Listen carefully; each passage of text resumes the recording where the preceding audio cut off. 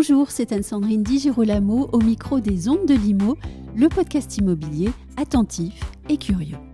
J'ai le plaisir de recevoir pour cet épisode qui fera partie d'une série Vincent Furer, président fondateur de Valerty. Valerty, c'est une entreprise spécialisée dans la surélévation d'immeubles existants et en copropriété. Un sujet d'actualité donc au regard à la fois de la crise du logement et des difficultés de financement de la rénovation énergétique. Aujourd'hui, Vincent Furer va nous dire pourquoi il est important de s'intéresser à la vente du droit de surélévation en copropriété. C'est un sujet essentiel et pragmatique. Vincent Furer, bonjour. Bonjour Anne-Sandrine. On va poser les termes du débat. En premier, qu'est-ce que c'est que le droit de surélévation ? Alors, le droit de surélévation est un droit qui appartient à l'ensemble des copropriétaires et qui permet de monter 2, 3, 4 étages au-dessus d'un bâtiment existant. Oui. Et ce droit, il est juridiquement constitué comme un lot transitoire. Donc, c'est un droit à construire ? C'est un droit à construire qui permet aujourd'hui de créer, pour ma part, des logements en plus dans les grandes villes. Et alors, si je suis un copropriétaire qui aime beaucoup aller lire les textes juridiques, où est-ce que la surélévation est traitée dans notre droit ? Alors, au niveau rapidement. Hein. Oui, alors la surélévation d'un point de vue copropriété, donc c'est dans la loi du 3 juillet 1965 qui indique que le droit est un lot transitoire et qui appartient à l'ensemble des copropriétaires. La cession de ce droit-là a été favorisée par la loi Allure, qui a levé deux points de blocage, qui était le premier, le droit de priorité le droit de blocage du copropriétaire du dernier étage, qui est passé en droit de priorité. Oui. Et le deuxième blocage, qui était le vote, qui était au préalable nécessaire à l'unanimité, donc il fallait que tout le monde, donc c'est très dur en copropriété, qui est passé à l'article 26 et 25 dans les grandes villes de France où on a un droit de préemption urbain. On peut le dire, l'esprit de la loi, c'était de faciliter la construction de logements en milieu urbain. Voilà, l'esprit de la loi, c'était ça, c'était de faciliter la construction de logements en zone urbaine, dense, et également d'arriver à ce qui est aujourd'hui la rénovation énergétique, de financer ces opérations de rénovation énergétique par la surélévation. Oui, et donc même si la loi Allure est un peu plus ancienne, on se rend compte qu'elle sert bien en ce moment pour la rénovation énergétique. Elle sert bien et merci à la ministre qui a mis cette loi en place parce que ça favorise et les copropriétaires en ont vraiment besoin. Est-ce qu'un projet de surélévation, c'est quelque chose de délicat à appréhender et à mener ? Oui, alors sur différents points. Oui. D'un point de vue technique, donc c'est très complexe, d'un point de vue juridique et financier. D'un point de vue technique, le technique, on se doute de la raison, c'est laquelle ? Voilà, c'est qu'aujourd'hui, quand vous avez un bâtiment, il n'est pas forcément adapté pour surélever, pour réceptionner 2, 3 étages en plus. Oui. Donc ce qu'on fait, c'est qu'on fait des grandes études dessus poussées au niveau structurel et des fondations, et on regarde si le projet de surélévation peut s'y adapter et si le bâtiment peut accepter la nouvelle charge. Donc ça nécessite des études assez poussées. Au niveau juridique. Et au niveau juridique, quand vous êtes sur un cadre d'un droit de surélévation, il y a différentes questions qui se posent. C'est est-ce que je fais moi-même l'opération ou est-ce que je la vends à un promoteur ? Donc je conseille bien sûr aux copropriétaires de la vendre à un promoteur pour des raisons d'assurance aussi et des raisons de montage financier. Aujourd'hui, un copropriétaire qui veut se lancer dans un projet de surélévation va devoir apporter énormément de garanties à la banque, ce qui est plutôt difficile pour un particulier. On n'a pas parlé du cousin du juridique, c'est l'administratif peut-être. Alors d'un point de vue administratif, donc ça a été facilité par le processus de vote, donc ça c'est plutôt bien. Ensuite, il y a toutes les étapes qui sont la promesse de vente et bien entendu le suivi du permis de construire et des différentes études, qui nécessitent beaucoup de temps parce qu'entre un accord, une promesse de vente et la fin des études, vous avez environ une année. Et j'aimerais qu'on revienne tout de suite sur la question de la vente du droit de surélévation, puisque on a évoqué rapidement le côté financier. Est-ce que c'est plus intéressant de faire appel à un intermédiaire ou bien est-ce que je peux me charger du projet moi-même et puis se dire tiens, je vais lancer un projet de surélévation et parvenir au bout ? Alors, d'un point de vue financier, c'est pour ma part plus intéressant de céder son droit de surélévation à un promoteur comme Ce qui peut paraître étonnant. Ce qui peut paraître étonnant pour deux raisons. C'est-à-dire que quand vous cédez votre droit de surélévation, vous percevez le gain à l'acte authentique, c'est-à-dire après l'obtention du permis de construire généralement. Si vous êtes un opérateur que vous réalisez vous-même l'opération, vous percevez le gain à la fin de l'opération, à la marge, lorsque vous récupérez la marge de l'opération. Et celle-ci a beaucoup d'aléas. C'est-à-dire que votre marge, elle peut bouger en fonction des difficultés que vous avez rencontrées pendant le chantier. Tandis que le droit de surélévation, il est fixe dès le départ. Et en plus, il a un avantage fiscal. Est-ce qu'il est important de faire appel à des personnes qui sont spécialisées dans la vente du droit de surélévation ou pas ? Oui, pour les mêmes raisons Oui. que je viens de vous énoncer, c'est d'un point de vue technique et juridique, Oui. et au niveau des assurances. C'est-à-dire les assurances vont forcément plus facilement assurer un professionnel qui connaît le sujet qu'un particulier qui se lance dans ce type d'opération. Et je me rends compte que ma question n'a pas été assez claire. Est-ce qu'on peut faire confiance, par exemple, à un marchand de biens ? Alors, vous avez 3 acteurs dans ce marché-là, qui sont des opérateurs complets comme Valerty, des marchands de biens et des intermédiaires. L'approche est différente. Le marchand de biens, lui, son intérêt, ça va être de trouver une opération à forte marge. Donc, il va avoir une démarche beaucoup plus financière et pas forcément dans une coopération avec les copropriétaires. Bon. L'intermédiaire, son intérêt, ça va être quoi ? Ça va être de trouver un opérateur, donc un promoteur, pour votre compte. Mais lui, quelque part, va être intermédiaire et va peut-être ralentir le processus ou prendre des honoraires sur la transaction. Le fait de vendre directement à un opérateur complet, comme Valerty, vous enlève ces 2 étapes-là.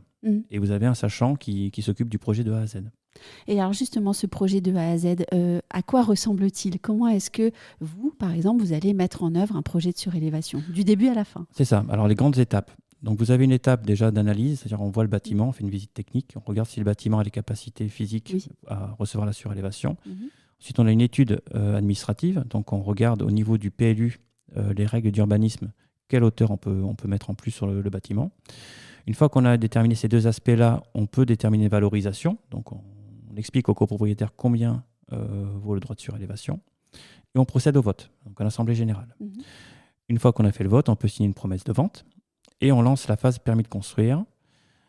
Ensuite, le permis de construire est purgé, validé, et on passe à l'acte authentique. Et à l'acte authentique, il y a le paiement du droit. Et le paiement du droit peut se faire de différentes manières, soit en totalité en numéraire, soit en numéraire plus des travaux.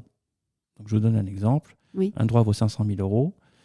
Soit les copropriétaires perçoivent un montant de 500 000 € et se le répartissent en fonction des tantièmes, soit ces 500 000 € sont divisés, 250 000 € en numéraire, 250 000 € en travaux. Ou alors la totalité en travaux. Tout dépend de l'état de la copropriété. Est-ce qu'il y a des pratiques douteuses sur le secteur en ce moment ? Alors, on ne va pas dire douteuse, mais, mais comme c'est un sujet qui est plutôt nouveau et que tout le monde en parle, il y a des opportunistes. Nous, on a récupéré des dossiers où, justement, les droits de surélévation étaient sous-évalués. Et du coup, les copropriétaires, du fait qu'il y a un peu plus de communication sur ces sujets-là, ont compris qu'ils allaient se faire avoir. Donc, on a récupéré un dossier, par exemple, où l'opérateur, qui est un marchand, avait proposé simplement de refaire la façade et mettre un ascenseur, alors que le droit valait 3 ou 4 fois plus en termes de valeur. Voilà. Oui, donc il est important de faire appel à un opérateur comme vous ? Il est important de faire appel à un opérateur complet comme Valerty pour se dérisquer complètement sur l'aspect technique, financier et juridique. Les copropriétaires n'ont pas à prendre de risques sur ce type d'opération, ni les syndics, bien sûr.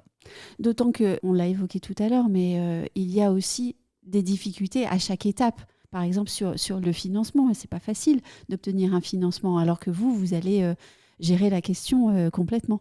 C'est ça, donc sur le financement et les assurances. Donc sur le financement, les banques vont demander quand même des garanties de pré-commercialisation et également des fonds propres importants sur ce type d'opération, qu'ont pas forcément les copropriétaires. Ils n'ont pas vocation à débloquer des fonds de ce type-là.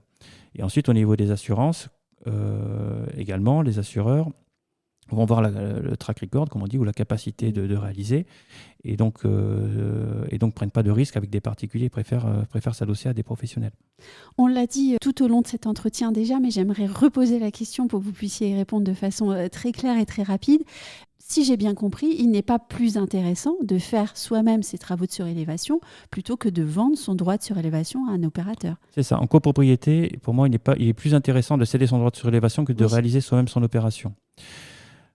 Pour des raisons donc financières, déjà, c'est pas parce que vous réalisez vous-même l'opération que vous allez gagner plus d'argent, bien au contraire, parce que vous avez quand même l'aléa de la marge. La marge. Ça, c'est l'erreur la plus commune, peut-être. Ben oui, parce qu'on se dit, je vais récupérer la marge du promoteur et donc du coup, je vais gagner plus d'argent. Mais au final, non, parce que la marge, elle n'est pas fixe, elle peut bouger. Tandis qu'un droit, l'acquisition du terrain, le droit de surélévation, il est fixe dès le départ, il n'y a pas d'aléa. Ça, c'est la première chose. Et ensuite, techniquement, il faut s'armer de patience et c'est très risqué parce qu'on est quand même sur les sites occupés. Donc, il y a des personnes en dessous qui vivent pendant la phase travaux. Oui. Voilà. Ah. Et là, on évoque les nuisances. Voilà, donc les nuisances. Alors les nuisances, bien sûr, c'est le propriétaire du dernier étage qui s'inquiète. Oui. Alors tout au long du processus, on explique. Alors nous, on est sur des dispositifs beaucoup plus légers, ossature bois et des procédés constructifs rapides. Donc on les rassure sur le procédé justement pour expliquer que les nuisances sonores et de travaux sont limitées par rapport à notre capacité de produire. Quelles autres questions vous posent les copropriétaires ?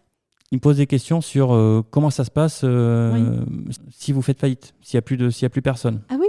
Oui, parce D'accord. qu'on a Oui. vu des chantiers qui sont arrêtés, par exemple. Oui. Alors, on leur explique justement, le fait de travailler avec un opérateur complet, promoteur, va nécessiter des assurances spécifiques, entre autres la garantie financière d'achèvement, qui va sécuriser la bonne fin du chantier. Les entreprises sélectionnées sur les travaux sont sélectionnées à la fois par l'opérateur, mais également sont checkées par les banques et par les assurances. Donc, tous ces points-là, en fait, on les rassure sur la bonne fin du chantier, on va dire. Et ils peuvent être également inquiets sur l'aspect technique. Donc, en toute transparence, on travaille avec eux sur les études et on leur explique les résultats qu'on a eus, alors de manière pédagogique et simple. Oui. Et ensuite, il y a un autre sujet, c'est à quoi ça va ressembler cet immeuble avec notre surélévation, est-ce que ça va nous plaire ? Donc là, pareil, on travaille de concert avec eux sur toute la phase permis de construire et on dépose un permis de construire qui est en accord avec leurs attentes également. Est-ce qu'ils vous posent la question de savoir quand ils auront leur chèque ? Oui, bien sûr. Ça, c'est une des questions qui revient sur le tapis, comme on dit. Oui. Donc, je leur explique les étapes. Donc, les étapes, je vous le rappelle, c'est on fait le vote, on valide le vote, on valide la volumétrie, le prix.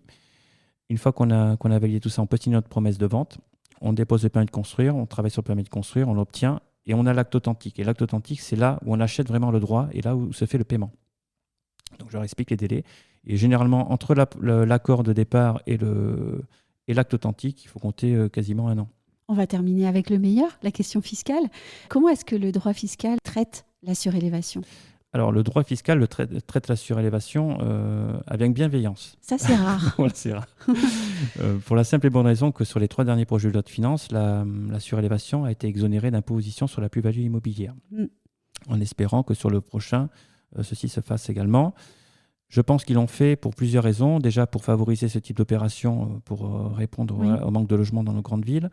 Et également pour anticiper le financement des rénovations énergétiques par ce type de projet. On le sait, en fait, les copropriétés françaises ont beaucoup de mal à financer leur rénovation énergétique. Oui, ils ont beaucoup de mal. Alors, ce n'est pas qu'ils ne veulent pas, c'est qu'ils ont des difficultés financières. Et donc, l'économie privée, enfin l'économie de projet, on va dire, par ce type d'opération, peut le permettre. Donc, il faut qu'ils avancent là-dessus. Donc, une bonne nouvelle du côté fiscal. Bonne nouvelle du côté fiscal. Un grand merci, Vincent Fürer. Merci Anne-Sandrine.